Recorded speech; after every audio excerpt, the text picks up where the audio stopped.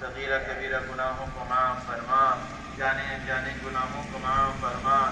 اے اللہ دین کی سمجھ عطا فرما، ہدایت کی فضا کو پانی آدمی کی طرح عام فرما، ذریعے کے طور پہ ہم سب کو قبول فرما۔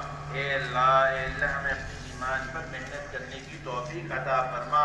اے اللہ ہمارا ایمان ہر آنے والا کل ہمارے ایمان کا مضبوط اور قوی ہو۔ اے اللہ ایسے ایمان بنانا، ایسے ایمان بنانے کی توفیق عطا فرما جو تجھے منظور ہو۔ اے اللہ اخلاص پیدا فرما۔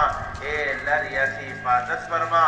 اے اللہ ہماری نمازوں کو جاندار اور شاندار فرما۔ اے اللہ ہماری تربیت فرما۔ اے اللہ ہمیں ویسا بنا جیسا تو چاہتا ہے۔ اے اللہ ہمیں شیطان کے حوالے نہ فرما۔ اے اللہ ہمیں حلال کا عادی بنا۔ اے اللہ ہم سب کی حرام سے حفاظت فرما۔ اے اللہ نیکی کا شوق پیدا فرما۔ اے اللہ گناہوں سے نفرت پیدا فرما۔ اے اللہ جنت کے راستوں کو سہل فرما۔ اے اللہ جہنم کے راستوں کو دشوار فرما۔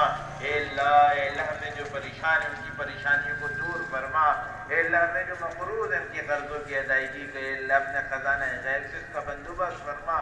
اے اللہ میں جو موجود نہیں اللہ ان کی مغفرت فرما، جن کی مغفرت ہو چکی ہے اللہ ان کی درجات کو بلند فرما۔